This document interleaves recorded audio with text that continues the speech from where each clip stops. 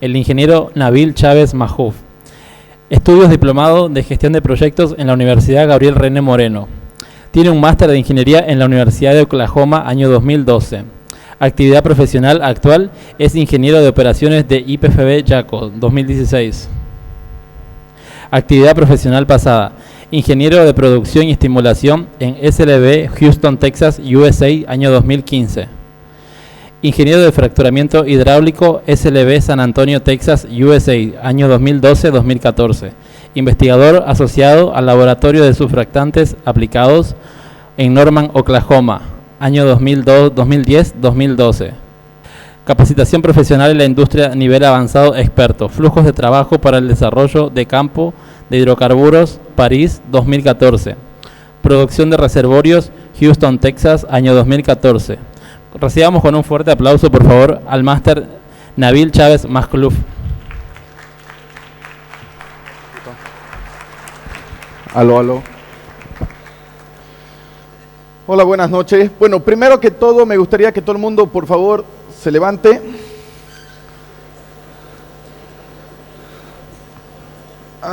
Muy bien.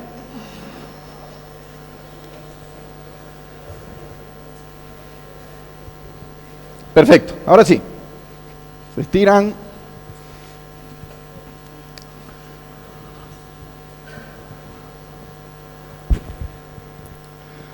¿Ok? ¿Estamos listos? Yo sé que es un poquito tarde, pero el partido ya acabó. Bolivia perdió 3-1. No hay necesidad de ir a celebrar, así que les quito 40 minutos y luego continuamos. Los no convencionales. Ustedes son estudiantes de Ingeniería de Gas y Petróleo, han escuchado, me imagino, que hoy en día todo se habla de los no convencionales. Si buscan en internet hay un gran dilema sobre los no convencionales. Y la pregunta más importante que tenemos es, ¿en Bolivia existe la factibilidad de poder desarrollar estos hidrocarburos no convencionales? Entonces vamos a ver unos cuantos detalles y al final la pregunta nos la vamos a responder nosotros mismos. ¿Ok? Entonces, vamos a hablar primero de todo, ¿qué nos motiva? Bueno, primero vamos a definir qué son los no convencionales, luego vamos a ver el tema de qué nos motiva a ingresar a este tema de los no convencionales y seguidamente vemos los aspectos más técnicos, el tema de la exploración, la explotación y finalmente ya vemos el tema administrativo, lo que es en Bolivia la normativa, la economía, etcétera, etcétera. Y finalmente unas cuantas conclusiones. Empezamos. ¿Qué son los no convencionales? Esta es una pregunta capciosa porque en realidad hay muchas respuestas posibles. Así que si algún profesor de ustedes les pregunta en el examen qué son los no convencionales, pueden discutirle la respuesta a ver si lo convencen.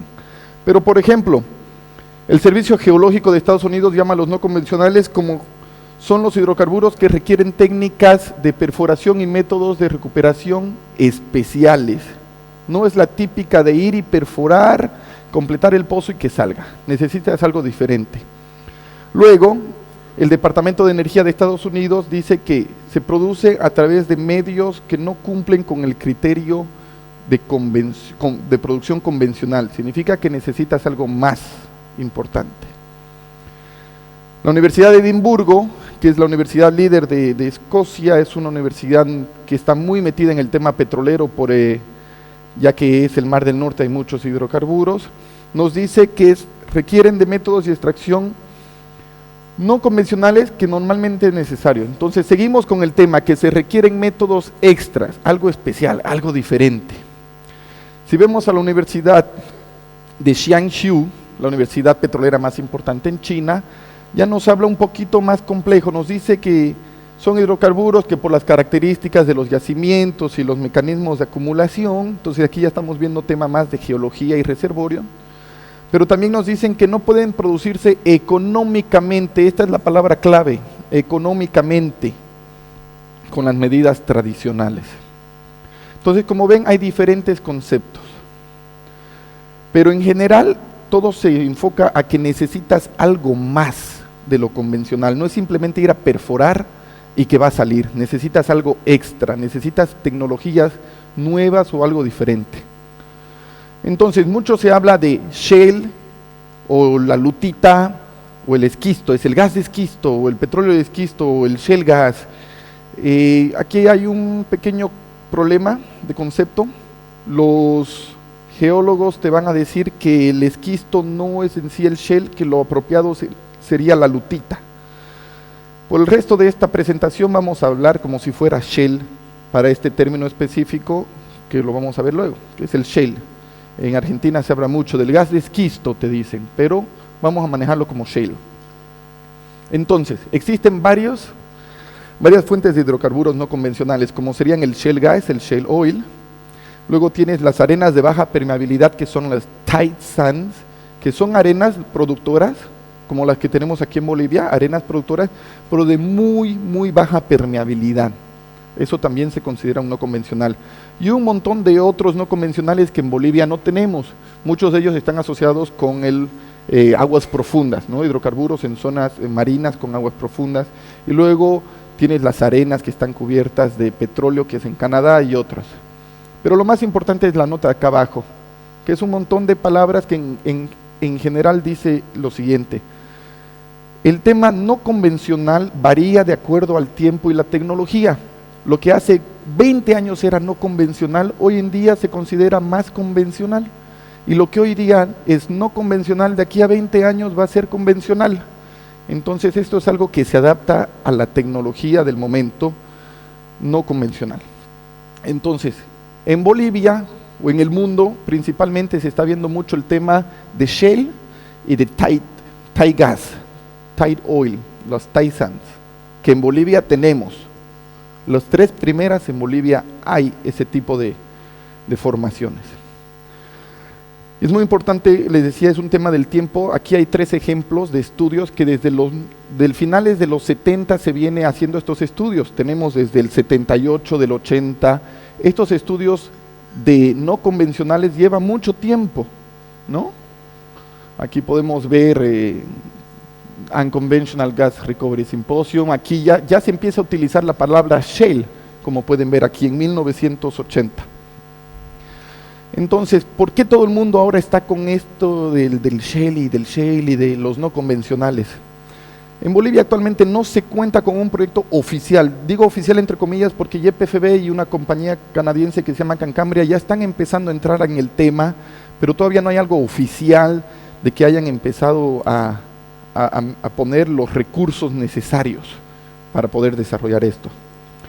El Instituto de Energía de las Américas en Estados Unidos, el 2011 presentó un informe en el que decía que Bolivia contaba con 48 TCFs de gas no convencional.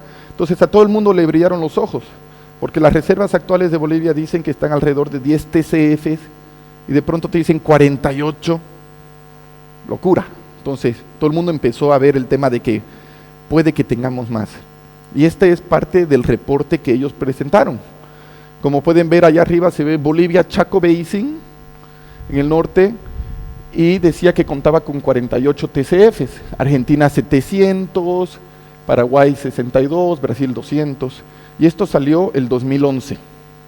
Entonces ya hay un mayor interés por parte de las autoridades, porque este reporte lo saca Estados Unidos sin tener contacto con el gobierno boliviano ni las autoridades, es un reporte netamente de ellos, de sus análisis mundiales. Entonces en Bolivia dijeron, oh, parece que tenemos, los gringos dijeron que tenemos, debe ser que tenemos. Entonces se empezó a hacer la charla. Y bueno, finalmente el año pasado la compañía canadiense Cancambria, junto con el ministro de Hidrocarburos, salieron y dijeron a la prensa que Bolivia tenía un potencial de más de 300 TCF. Entonces eso hizo que mucha gente se emocione. Entonces dijeron, de pronto tenemos mucho gas, hay que empezar a hacer los estudios. Pero lo más importante es esta gráfica. Esta es una gráfica que ya es un poquito viejita, salió el 2016, pero les puede mostrar la proyección de producción de gas natural en el mundo hasta el 2040. Y como pueden ver, la parte de abajo, la parte naranja, es lo que es el shale gas. Y fíjense cómo va creciendo exponencialmente. Entonces, a nivel mundial, mucho se está viendo este tema del shale gas, shale oil y los no convencionales, que son también se pueden ver los tight sands. Entonces, todo el mundo está empezando a meterse en este tema. Nuestro vecino aquí muy cerquita, Argentina, está invirtiendo muchísimo dinero en su reservorio que se llama Vaca Muerta, porque es un reservorio de shale, entonces es un gran potencial. Estados Unidos pasó de ser un país dependiente que necesitaba importar a ser un país independiente energéticamente. Ahora Estados Unidos exporta, vende gas, porque desarrolló todo lo que es los no convencionales. Entonces te puede cambiar completamente la economía del país y todo el sistema energético. Es algo muy importante, ese es el secreto. Todo es dinero. Al fin y al cabo, todo es el tema, es el dinero. Entonces vamos a ver, ¿qué es el shale? Todo el mundo dice que es el shale. Los shale son la roca madre, ¿ok? Todo inicia con la deposición de los finos, son granos muy finitos, son arcillas que se depositan en ambientes muy tranquilos, mayormente eran al fondo del mar o en lagos muy grandes, ¿ok? Estos granos muy finos de lodo que también contienen arcilla y material orgánico, en este caso muchas del material orgánico que es el plancton, ¿no? Vamos a ver eso ahorita. Eso se asienta y con el tiempo, esto es geología, me imagino muchos de ustedes han pasado esa materia, se litifica, se vuelve roca, debido a la presión y temperatura. Ese material orgánico es la clave del hidrocarburo. En su mayoría es plancton, son organismos, ¿no?, unicelulares microscópicos, que eso se fueron depositando junto con las arcillas y el lodo, y a medida que se iba compactando se quedaron atrapados, no había oxígeno presente, entonces se mantuvieron ahí, y con el tiempo eso se volvió el material orgánico que se necesita para poder luego llegar a tener lo que es el querógeno, que el querógeno es como que la fuente prima, la materia prima para tener hidrocarburos. ¿Qué ocurre? Como son lodos y arcillas, son granos especialmente muy chiquititos. Esta gráfica es un poco complicada, pero es un tema de porosidad. Entendemos porosidad y permeabilidad, ¿verdad? ¿Sí? Estudiantes de reservorio, ¿ya vieron? ¿Sí? Se están durmiendo, ingeniero, los chicos. ¿Ya? Aquí es donde están los shales, en esta parte de acá. Son granos muy chiquititos, estos son sandstone, ya que son las arenas normales productoras. Aquí en Bolivia tenemos Huamapampa, por ejemplo, es un sandstone, ¿no?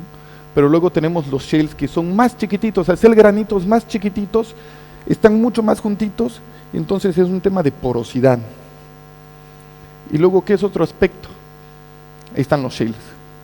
Como ven el tamaño de un granito de shale se podría decir que está entre los 0.6 milímetros a 0.004, es diminuto. Y luego tenemos el tema de la permeabilidad, que esta es la parte clave.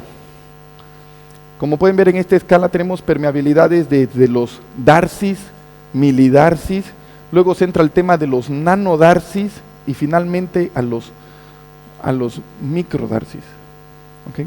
Perdón, microdarcis primero y luego nanodarcis. Aquí podemos ver el tema del tight gas. Tight gas se encuentra en la escala de los nanodarcis y los shales se encuentran en la escala de los microdarcis. Para que tengan una idea, los reservorios acá en Bolivia están en la escala de los milidarcis. Los reservorios en Bolivia están por aquí, milidarcis, por aquí, milidarcis. Entonces, es tan baja la permeabilidad que no fluye, el hidrocarburo se queda ahí atrapado. Esa es la clave para poder desarrollar un shale. La gente sabía que los shales tenían hidrocarburo, cuando perforan hay detecciones de gas, pero no fluía, así de simple. Mucha gente pensaba que los shales, bueno, en muchos casos los shales también es la capa que protege el reservorio. Para que el hidrocarburo no siga migrando, a veces tenías shale o tenías arcillas encima. ¿Okay? Entonces no hay permeabilidad, el hidrocarburo no fluye, está llenito de hidrocarburo pero no puede fluir. Ahí es donde entran las tecnologías especiales que se necesitan para poder desarrollar un no convencional. ¿Ok? Sin embargo, la permeabilidad, por más chiquitita que sea, su variación te puede causar un gran impacto. Una permeabilidad de 0.001 milidarcy o un nanodarcy a una permeabilidad de 5. Miren cómo te cambia la producción acumulativa. Te vas de 800,000, casi duplicas, casi triplicas tu producción con una variación tan pequeña. Entonces la permeabilidad, por más chiquitita de que sea, influye. ¿Okay? Entonces es algo para tomar en cuenta. Entonces, ya sabemos más o menos qué es el shale. Es una arcilla con permeabilidad demasiado bajita que tiene un gran contenido de hidrocarburos adentro, pero no lo podemos producir porque no fluye. Entonces, en Bolivia y en todo el mundo, ¿qué tenemos que buscar? Principalmente los reservorios de shale van asociados con la roca madre, y en Bolivia tenemos conocimiento de cuáles son las rocas madres de los hidrocarburos convencionales. Entonces, primero nos preguntamos, ¿qué sabemos de la roca madre? ¿Qué tan vieja es la roca madre?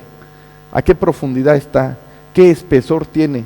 Y el espesor es importante y lo vamos a ver luego. ¿Por qué? Tenemos que saber si esa roca madre está asociada a un reservorio convencional que produce. Si esa roca madre tuvo la oportunidad de generar y hacer que haya un reservorio. Porque si es una roca madre y no hay ningún reservorio convencional en la zona, tal vez nunca se produjo, tal vez nunca se llegó al nivel de producción. Y luego tenemos acceso a las zonas de investigación, podemos ingresar a esas áreas, son áreas protegidas, tal vez no hay caminos, es muy importante tomar en cuenta eso.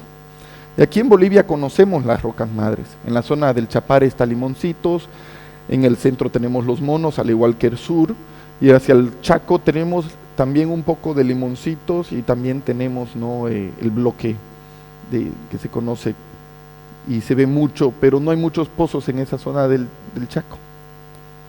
La mayoría en Bolivia está sobre la serranía, sobre el Aguarahue. Entonces ahí es donde viene la pregunta, ¿podemos ingresar a esa zona? ¿Qué factibilidad tenemos para ingresar a explorar y hacer estudios en esa zona? Entonces se interpretan diferentes datos, esto es muy técnico, pero prácticamente lo primero que se ve es que si tiene un alto TOC o contenido orgánico total, si hay harta materia orgánica, porque la materia orgánica es el hidrocarburo, ¿no? El petróleo y gas. Se quiere más o menos tener arriba del 1% o del 1.5 para arriba, se piensa que es aceptable. Hay lugares donde puede llegar a tener 4. Si tiene mucho, si tiene más de 10 en contenido orgánico, no se sabe si tiene buen potencial, tal vez tiene tanto contenido orgánico que nunca maduró esa roca, entonces nunca generó. Porque a ver, vamos a repasar. Tenemos el plancton o la materia orgánica que se volvió piedra junto con la arcilla, con presión y temperatura eso se volvió querógeno, el querógeno es como que la pasta base. Luego con el tiempo, con presión y temperatura, eso se va cocinando y del querógeno se desprenden ya ya se desprende lo que es el hidrocarburo. Primero sale el petróleo y se sigue cocinando y luego sale el gas. ¿Ok? Entonces así funciona. Entonces tenemos que ver, si hay mucha materia orgánica, tal vez nunca llegamos a cocinar ese querógeno. Luego, aquí es donde venía, ¿tiene la madurez suficiente? ¿No? Depende de cuánto tiempo se estuvo cocinando o madurando, podemos saber si estamos en la ventana de petróleo o si se cocinó mucho, ya estamos en gas, si se gas húmedo, si se cocinó mucho más, gas seco. Es importante ver cuánto tiempo hay de maduración, ¿no? Y de esa manera podemos saber si vamos a tener un reservorio de gas, de petróleo o de ambos. Muy importante. Luego los mecanismos de expulsión, es lo que le mostraba, hay que ver si este hidrocarburo va a ser capaz de salir, si se quedó en la parte del querógeno o si salió. Estos son temas ya mucho más avanzados, pero es importante. Y finalmente, ¿qué tipo de roca? No todos los shales son iguales, no todas las arcillas son iguales. Tienes 3 diferentes tipos de shale, los que tienen mucho cuarzo o son más areniscos, los que tienen mucho carbonato son más carbonatados, los reservorios carbonatados, o los que son mucho más arcillosos. Y de esto depende mucho, porque en el momento de desarrollar Si tienes un hidrocarburo, un campo que está en una zona muy arcillosa, es muy complicado perforar y fracturar y producir. Entonces es importante en qué zona puedes estar. Uno de los reservorios más grandes de Estados Unidos de Shell es el Eagle Ford, que es más carbonatado. Luego tienes otro muy famoso, el primero en ser desarrollado a nivel mundial, el Barnett, que es más arenoso. Y eso es importante. Puede que tengamos en Bolivia un gran reservorio no convencional, pero es más arcilloso. No vamos a poder desarrollarlo, así de simple. Va a ser muy complejo, tendríamos que esperar de aquí a otros 20 años para ver si hay una tecnología. Entonces es muy importante, no siempre todo es igualito. Eso hace que se complique. Entonces, los shales, ¿qué son? Son lutitas ricas en materia orgánica, son rocas madre, son las rocas madres de donde se generó el hidrocarburo para los reservorios convencionales. Tienen gas libre y absorbido. Tarea para la casa: encontrar la diferencia entre adsorbido con D y absorbido con B. Cuando lo lean se van a dar cuenta a qué me refiero con gas adsorbido. Y tienen muy baja permeabilidad. Y rasgos muy comunes son que tienen bastante gas o hidrocarburos. En el tema del gas tienen de 15 a 300 TCFs por campo. Pueden tener muchísimo más TCFs. Pero esas son características muy importantes, porque en este caso la cantidad es lo que lo hace importante. Tiene muy poca eficiencia de recobro, muy poco, se recupera muy poquito de lo que realmente hay in situ. Se necesita desarrollar con muchas economías, se necesita gran desarrollo, y ahorita lo vamos a ver. Se necesita estimular las fracturas que hay, porque este tema de los shales, como hay baja permeabilidad, tienes que fracturar. Y finalmente, la mayoría de los prospectos necesitan perforación horizontal. El caso del Vaca Muerta es un poquito diferente, porque es tan ancho, es tan grande, que puedes hacerlo vertical, puedes hacer muchas etapas de fracturamiento de manera vertical, pero la mayoría es mayormente horizontal, porque cuando tú perforas horizontal, tienes más contacto con el reservorio. Y es donde entramos a hablar el tema de la explotación. Entonces, ya sabemos lo que es un shale. Vamos a regresar aquí. Ya sabemos lo que es un shale o una roca madre. Sabemos qué estamos buscando, qué parámetros necesitamos. ¿Ok? Lo identificamos y sabemos que está ahí. Tiene todo lo que queremos. Ahora hay que explotarlo. Todo se debe a este señor George Mitchell, que ya falleció el 2013. Este es un señor que un día agarró y se puso a pensar, ¿cómo puedo desarrollar? Porque esto ya lo conozco. Entonces dijo, voy a juntar dos tecnologías que ya existen. El fracturamiento hidráulico existe hace muchísimos años, y justo en esas épocas de los 80 se estaba empezando la perforación horizontal. Y él dijo, voy a probar, por ahí funciona. La gente le dijo, estás perdiendo tu tiempo. Y tardó alrededor de 10 años en probar su tecnología, pero una vez que funcionó, olvídense, este es el hombre que se conoce como el padre de los reservorios no convencionales, porque el resto es historia. Tuvo tanto éxito, se hizo un montón de dinero, un hombre muy famoso. Todo empezó porque este señor dijo, voy a agarrar dos tecnologías que ya existen y las voy a combinar. Entonces eso es un incentivo para ustedes. Hoy en día tenemos una tecnología. Ahí es donde entra la curiosidad de ustedes. Y dicen, a ver, voy a mezclar dos ideas a ver si funciona. Y hay que intentar, hay que hacer los estudios. Todo empezó así. Todo empezó, el primer pozo que él perforó fue detrás de la Universidad de Texas en Arlington. Esto es en plena ciudad, es como que aquí vamos a hacer un pozo atrasito de la Udabol. Literal, ahí está la foto, no me estoy inventando. Si ven la vista aérea, todo lo que está en amarillo es el campus de esa universidad, una universidad bastante grande. Aquí en verde es donde estaba el pozo de perforación. Y para poder probar su tecnología, el hombre hizo más de 10 pozos. Cada línea verde es un pozo horizontal, direccionado. La anterior presentación hablaban mi colega Santos de eso, la perforación y la navegación horizontal. Todo es lo que él tuvo que hacer. De una sola planchada tuvo que hacer todos estos pozos para poder probar su tecnología. Y bueno, le salió muy bien. Y de ahí adelante el resto es a copiar y repetir el mismo proceso, cada vez aprendiendo más y más y más. Entonces, primero hay que buscar un pozo piloto.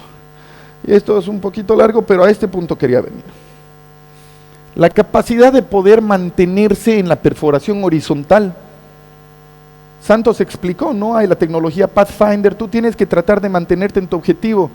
Si tú estás tratando de mantenerte en esta línea roja, pero no tienes buena perforación, vas a tocar el reservorio, pero lo demás, estás fuera, no vas a producir nada. Eso es una foto real de un survey real, ¿no? Esos son datos de un survey real. De nada te sirve perforar y tocar el 10% del reservorio y lo demás está fuera. Entonces, por eso es muy importante cuando haces pozos, saber qué estás haciendo. Aprendes mientras perforas, ajustas tu modelo. Y luego haces el diseño de las fracturas. No todas las fracturas son iguales. La primera fractura te va a salir de una manera, la segunda de otra manera, porque la roca no es igual. La roca aquí tiene un comportamiento y una característica. Me voy acá y es diferente, y me vengo acá y es diferente.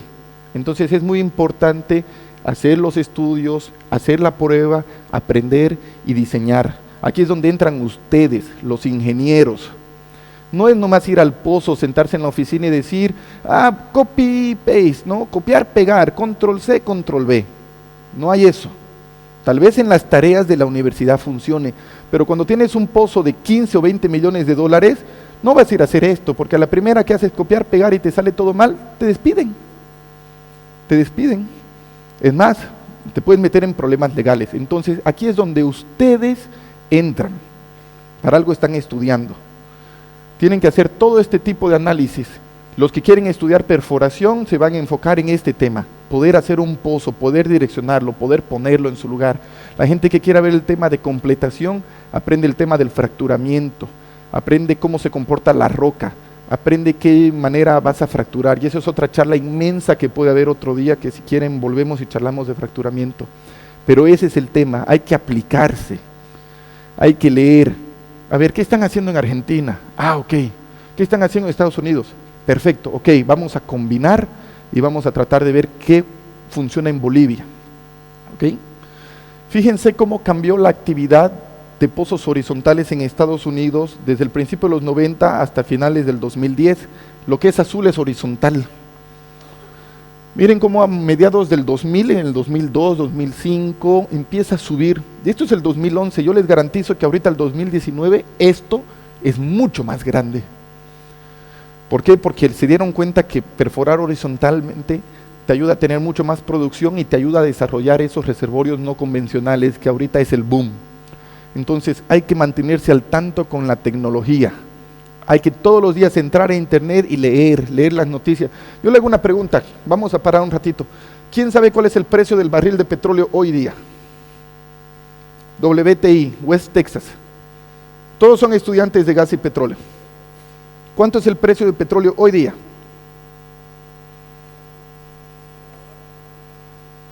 ¿No? A ver, yo les hago esta pregunta, ¿por qué? Porque es importante que se informen, porque eso es lo que dicta el futuro de sus vidas. Si ustedes no saben qué está ocurriendo en el mundo petrolero, ¿qué están haciendo aquí sentados?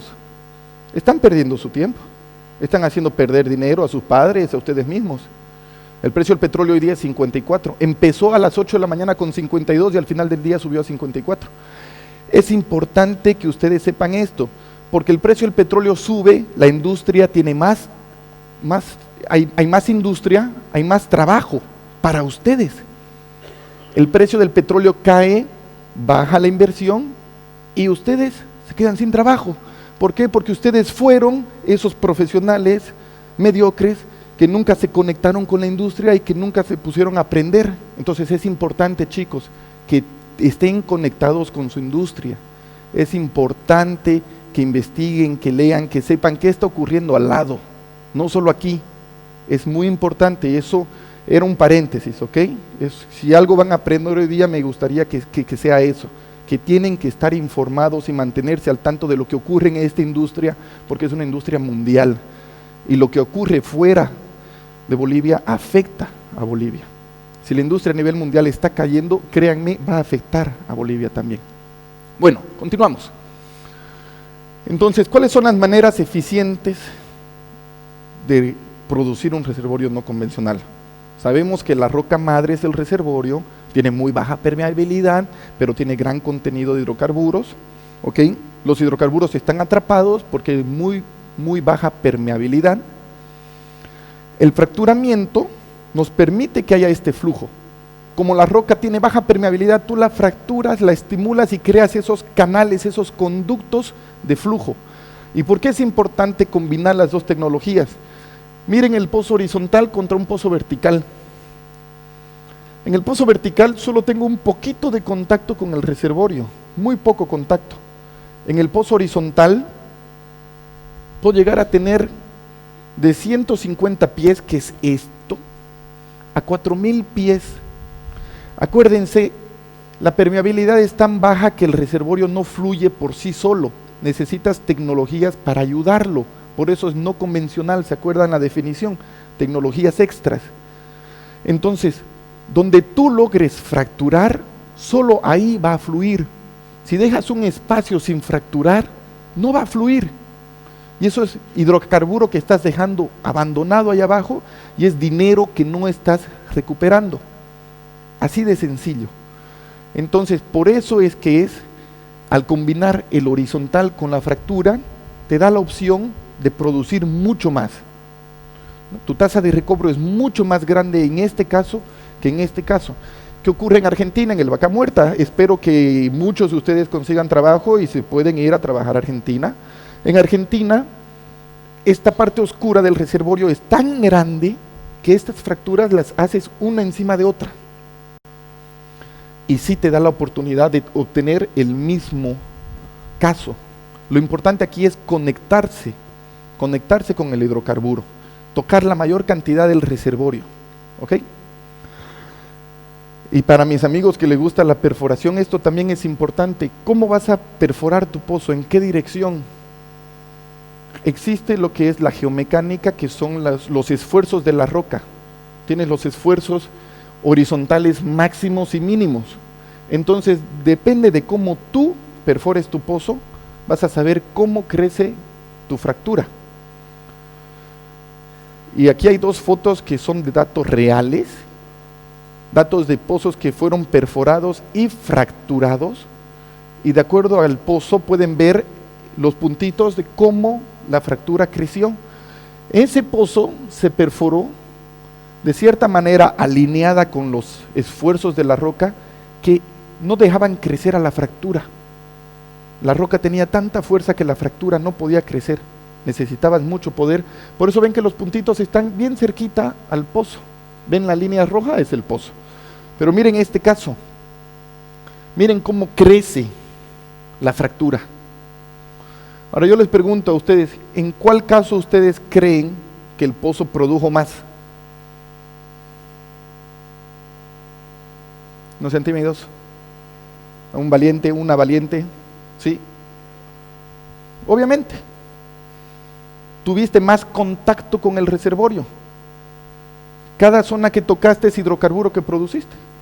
Entonces hay que tomar en cuenta, hay que hacer los estudios y los análisis. Pero todo se resume a que tienes que hacer la mayor cantidad de contacto con el pozo. Entonces, ¿estamos claros en eso? Perfecto.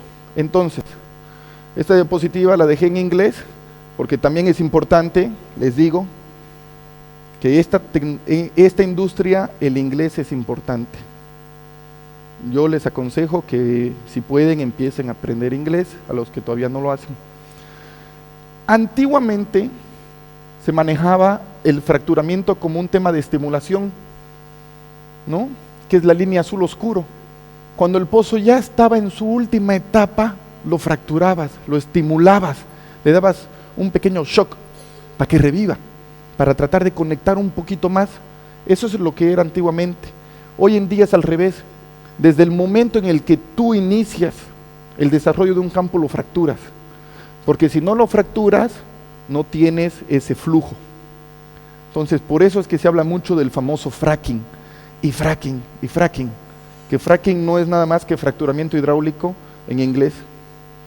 ¿Ok? Entonces, es muy importante. Ya te empieza a cambiar los conceptos. Los ingenieros de hace 20 años no pensaban en hacer fracturamiento al principio del desarrollo de un campo. No, ¿cómo pues? No, gastar plata. el mundo va cambiando, la industria va evolucionando y con esa industria nosotros tenemos que evolucionar, los pensamientos van cambiando. Entonces, ahora el fracturamiento es parte muy importante desde un principio para desarrollar un reservorio no convencional. Dicho eso, entramos a la parte más importante. Y aquí es donde ustedes mismos van a empezar a desarrollar su criterio.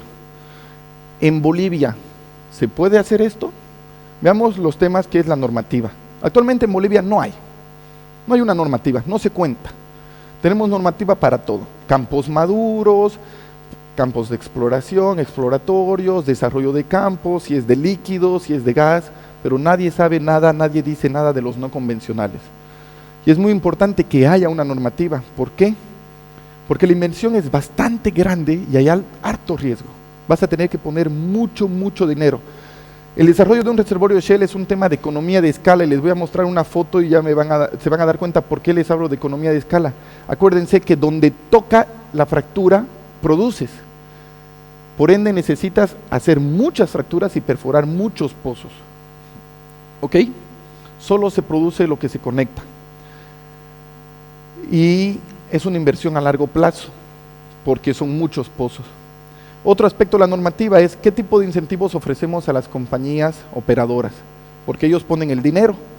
Si la exploración es positiva, se les devuelve, pero acuérdense, es un riesgo muy grande, entonces aquí el gobierno tiene que trabajar con la industria, tiene que crear nuevas normativas. Además que hay que tomar en cuenta que la producción inicial es clave, luego el pozo declina rápido, porque solo va a producir de donde tocó. No hay drenaje, no es que dejas un pocito aquí, imagínense que todo esto rojo es el reservorio, hago un pocito y con el tiempo de aquí a 20 años me voy a absorber todo. No, en los reservorios no convencionales hago un pozo aquí y esto produzco. Y todo lo demás se queda sin tocar. Como solo es este poquito que voy a producir, declina muy rápido, es muy poquita la reserva que voy a recuperar. Y además en Bolivia tenemos la tecnología, contamos con los materiales, tenemos a la gente, a los profesionales listos. Ahí es donde entran ustedes, porque muchos de los profesionales en Bolivia, la gran mayoría son personas mayores que ya no entran a este es el futuro para ustedes, y si no se hace en Bolivia, créanme, se está haciendo al ladito en Argentina y se está haciendo en muchos lugares del mundo. Es por eso que ustedes tienen que también aplicarse. Se cuenta con la tecnología, y cuando digo tecnología también estoy hablando del capital humano. Así empezó. Esta es la foto de uno de los primeros trabajos de fracturamiento hidráulico que se hizo en Estados Unidos, la compañía Halliburton. Muy sencillo, tienes un tanquecito, tienes un mezclador, tienes la bomba y tienes un pocito. Le metes presión, sale el líquido, se mezcla con el gel, y en esas épocas fracturaban con el mismo petróleo. Esto es lo que se hace hoy en día.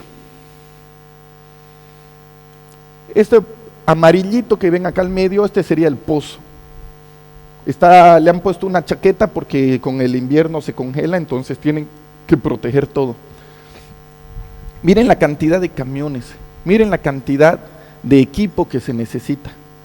Vamos a irnos a un ambiente un poco más cómodo, ya calorcito, desierto. Cada camión es una bomba. Miren la cantidad de equipo que se necesita para poder fracturar a esas escalas. Miren la cantidad de tanques de agua. La cantidad de agua que se necesita es grandísima. Aquí es donde van a estar ustedes sentaditos. Aquí, en su camioncito, con su satelital, van a estar en su computadora monitoreando todo. Eso es un reservorio no convencional, así se desarrolla. Por eso es importante de entender que es un tema de mucha inversión, mucho dinero. ¿Cuánto costará cada una de esas bombas fracturadoras? Este es un mapa del sur de Texas, del reservorio Eagle Ford. Aquí un pueblito se llama Cotula, aquí pasé varias noches, aquí había un campamento. Yo trabajé en esta zona, cada puntito es una planchada. ¿Alguno de ustedes ha tenido la oportunidad de ir a un pozo aquí en Bolivia, de ver una planchada? ¿Sí? Es del tamaño de un manzano, más o menos, una cancha de fútbol. Cada puntito es una planchada. ¿Lo quieren ver más de cerca? Eso es desarrollar un reservorio no convencional. Ahora entienden a qué me refería con que se necesita perforar mucho y se necesita fracturar mucho, porque se tiene que conectar todo el reservorio. Espacio que dejas sin tocar es hidrocarburo que no vas a recuperar, es plata que podías haber tenido, ¿ok? Inclusive de la misma planchada puedes hacer varios pozos. Puedes tener 3 hasta 4 pozos perforando al mismo tiempo, o puedes tener un pozo que perfora y se mueve, yo he visto hasta 8, 10 pozos, he visto hasta 10 arbolitos en una sola planchada. Esto es lo que es desarrollar un reservorio no convencional. Entonces, yo les hago la pregunta, ¿ustedes creen que en Bolivia se puede hacer eso? Y el último punto, los aspectos ambientales. En Bolivia podemos desarrollar, podemos balancear el desarrollo. Vamos a tener que hacer muchas carreteras, vamos a tener que construir muchas planchadas. Lo más importante, el aspecto social, esto es crítico. Imagínense que yo descubrí que hay un gran reservorio no convencional allá por el Chaco, por Villamontes.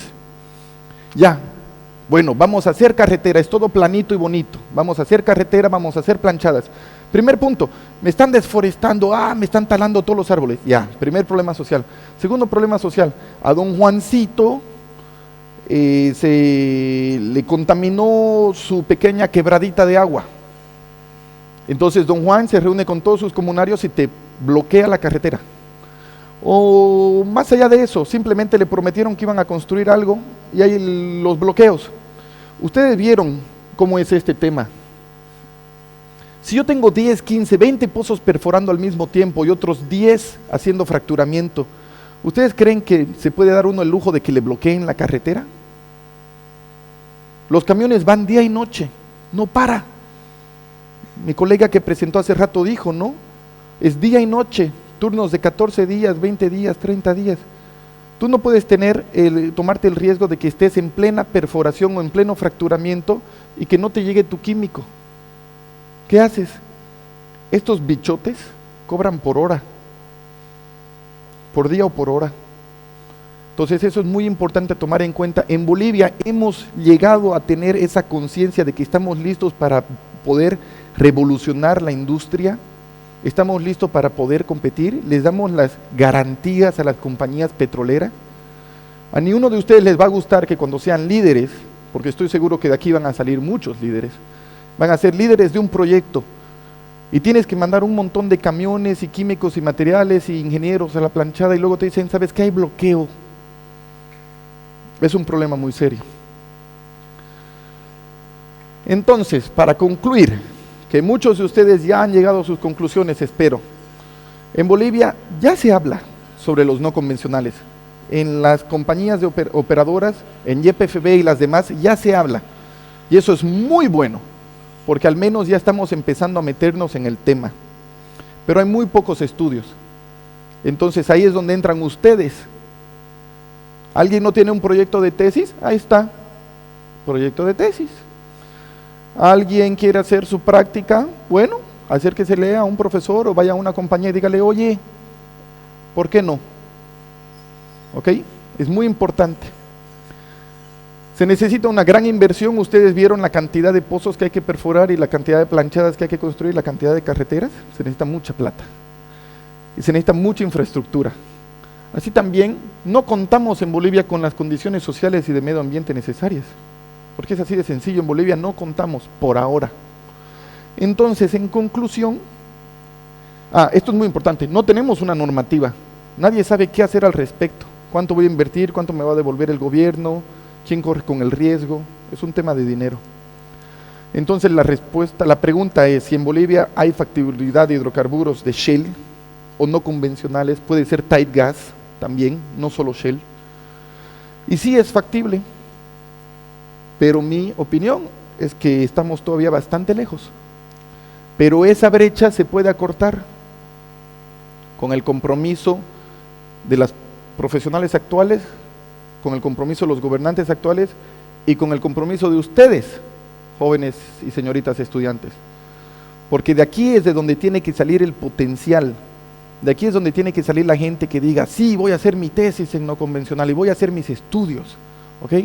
Es muy importante. Voy a aprender inglés, aunque no me lo crean. Es muy importante que ustedes, como aquí ya acabó la presentación y me voy a desviar un poquito, es muy importante que ustedes como estudiantes se apliquen, busquen opciones para salir adelante. ¿Por qué puse este logo de la SPE, que es muy importante? La SPE tiene un convenio con el CBA, por si acaso se los digo, ¿no? De que les dan creo que el 25% de descuento en el CBA si son miembros de la SPE. Pero más allá de eso, es importante que se apliquen, ¿ok? Entonces, dicho eso, les agradezco por su atención.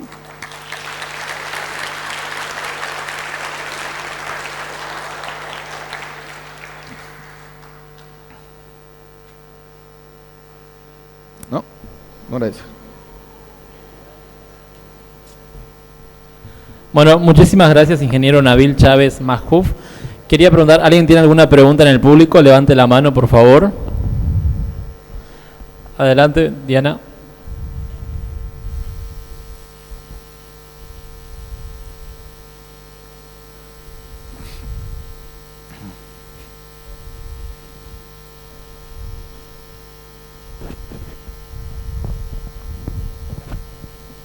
¿Me cambiaste el fondo?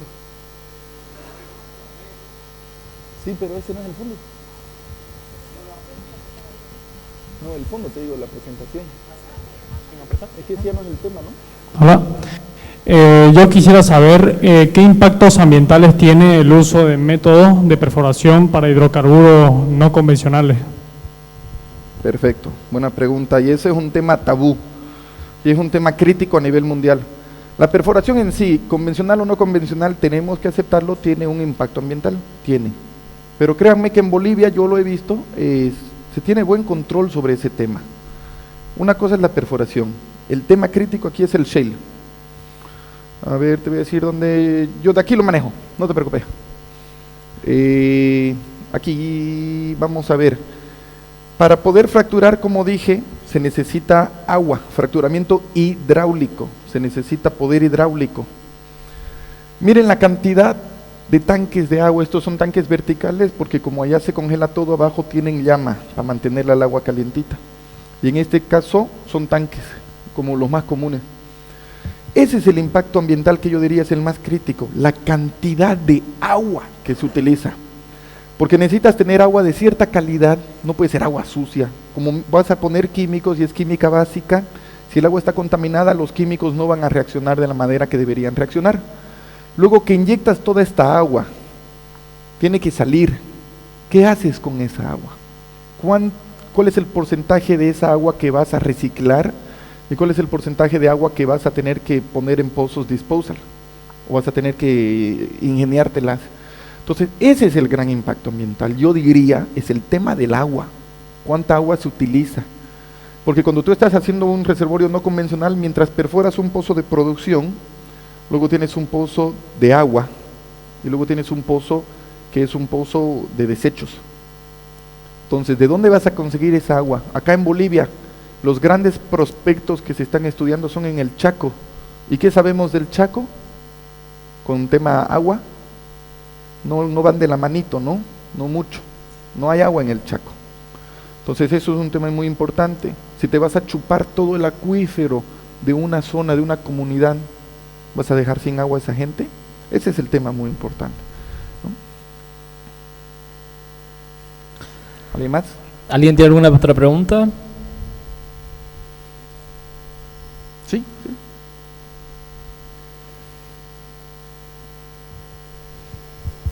Buenas noches.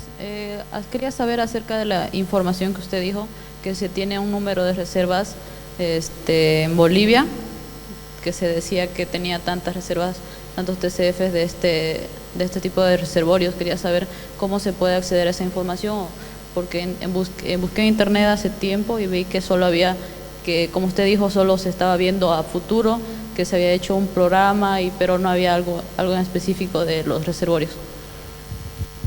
Es que lo triste es que realmente no hay, porque no se han hecho los estudios. Hay una persona en YPFB que se llama Enrique Aguilera, es un geólogo, un ingeniero, creo, Enrique Aguilera, hizo unos estudios para saber cuánta roca madre había. pero eso llegó hasta simplemente hasta ahí, hasta saber cuál era el porcentaje de contenido orgánico. Pero realmente ahorita en Bolivia nadie te puede decir cuánto hay de reservas. Te pueden decir un potencial, que es un ejercicio de universidad, de reservorios. Tú tienes un área, tú tienes el área de la roca madre, y más o menos sabes cuál es el espesor de la roca, porque has corrido registros, conoces, y haces un cálculo volumétrico. Pero realmente no hay ahorita una información, es ahí donde se tienen que hacer los estudios. Haciendo un mapeo satelital, Estados Unidos decía, a Bolivia más o menos 48 TCFs, luego llegaron los canadienses de Cacambria, dijeron 300 TCFs, entonces no hay realmente, en Bolivia no hay reservas de hidrocarburos no convencionales probadas, no hay. Ahorita en Bolivia lo que hay son 10 TCFs de gas de hidrocarburo convencional. Entonces ese es el asunto, ¿no? Crucen los dedos todos ustedes, los estudios de Cacambria salen positivos, se va a empezar a hacer mucho trabajo y ahí es donde ustedes entran, ¿no? A conseguir trabajo. Pero esa es la respuesta, realmente no hay un número fijo en Bolivia, no hay el estudio. ¿Alguien más? ¿Por acá? ¿No? ¿Sí?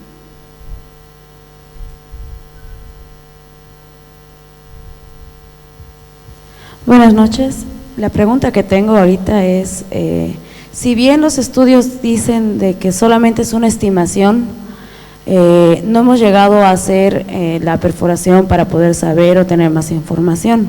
Exacto. Pero en este caso se sabe del Madre de Dios, que es como se podría decir que es una roca madre que puede tener esa característica y ser no convencional. Respecto a lo que es la información de Vaca Muerta también, y hay estudios que se están queriendo hacer en ese lugar, pero tampoco tenemos mucha información respecto a exploración o las áreas, o bueno, más información sísmica, lo que sea, porque es un área no explorada o no trabajada mucho, si bien ha sido todo en el área tradicional, pero es madre, ¿se puede decir? No, sí, entiendo. ¿Sabes que allá por no sé qué año, en Pando se perforaron un par de pozos con una tecnología slim hole, pocitos bien delgaditos para ver, y encontraron y sacaron un montón de testigos, se debe acordar el ingeniero, y dijeron que la roca madre, sí, en esa zona de la Madre de Dios era espectacular, y parece que ahí quedó. Pero ahora mi pregunta a ti es la siguiente: después de todo lo expuesto, ¿tú cuál crees que es la factibilidad de hacer, ¿dónde está pues la fotito? Esto en la zona del Madre de Dios.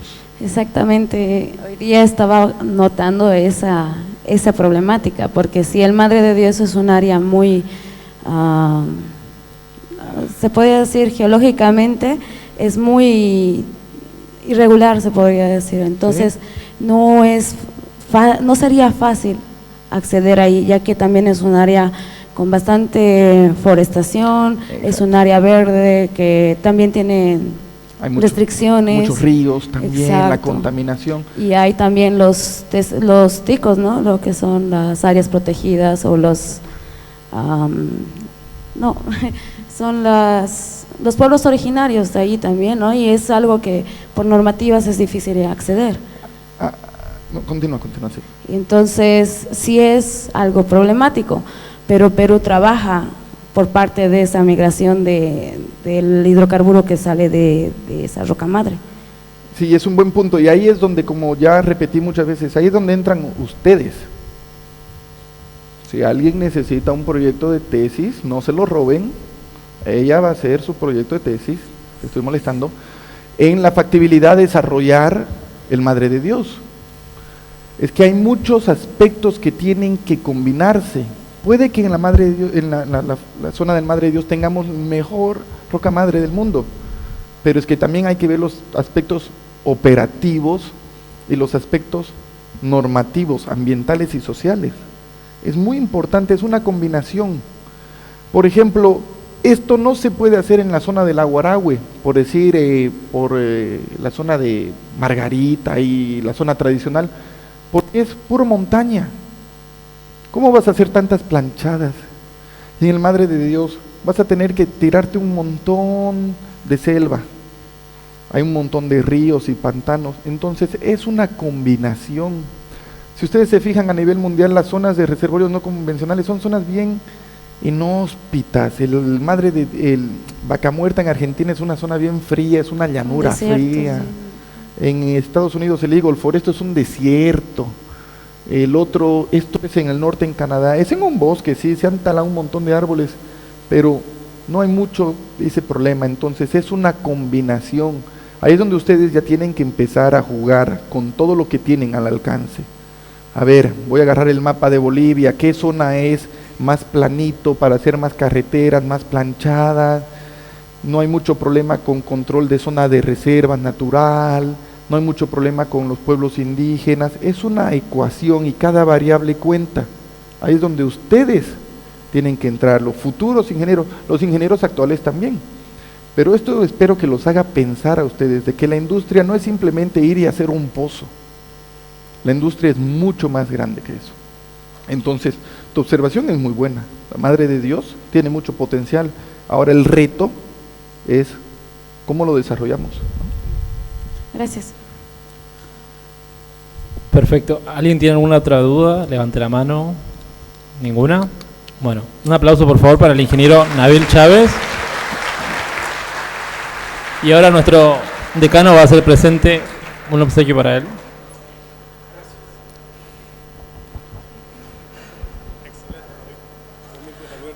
Todavía no se retire porque falta lo de la feria para mañana, los que están interesados o tienen materias con eso.